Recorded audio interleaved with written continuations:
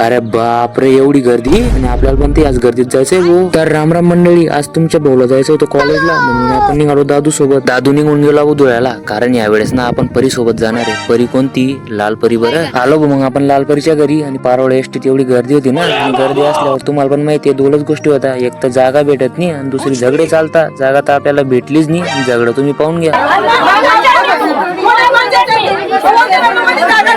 उतरलो भो पारोळ्याला, आणि ती कटकट शेवटपर्यंत चालूच होती बरं का. तिथे एक बाबा होते भो, त्यांना आपण गाडीबद्दल विचारलं. बाबा म्हणाले कसगाव रोडला त्याच्या गाड्या जातील ना, त्या गाड्या तुझ्या कॉलेजला थांबतील म्हणे. बाबा शेवटी म्हणत होते की विशाल राजपूतला फॉलो करा म्हणे. पोहोचलो भो मग कॉलेजला, वसंतराव मोरे पॉलिटेक्निक. आणि हा सीन तर तुम्हाला माहिती जे पार्ट 1 मध्ये पण दाखवलाय. हे स्टॅम्प द्यायचे होते भो मॅडमला, आज पण आमचं नाव नव्हतं सापडत. मग स्टॅम्प ठेवून दिले, मी गेलो भो क्लासरूम बघायला. क्लासरूम बघायला आलो, इथं तरी एक पण मुलगा दिसत नव्हता. म्हटलं कुठे गेले भाऊ, नंतर दिसले. यानंतर चारा खायला म्हणजे डबा खायला सोडलं होतं. त्यात एक कचरो काही लाडी डायरेक्ट बसून जेवण करू दे. म्हटलं काय बेकार काम आहे तुमचं. घरी निघालच होतो की तेवढ्यात रस्त्यात ना बाबा भेटले. बाबा आपल्या जेवणाचे किस्से सांगत होते. बाबा म्हणे मी कुल फेकून वावर घेतलं म्हणे, वावर मध्ये निंबू लावायचा म्हणे, आता निंबूचे रोप घ्यायला चाललो म्हणे. गोष्ट अशी झाली होती की आपल्याला झाला होता टाइम, म्हणून आपण जाणार होतो आपल्या मावशीच्या घरी. त्यासाठी आलो आपण विटनेरच्या रिक्षा स्टॉपला. तिथं बसून आपण उतरलो विटनेरला. आता पुढचे 2-3 ब्लॉग विटनेरचे येतील. जय श्रीराम.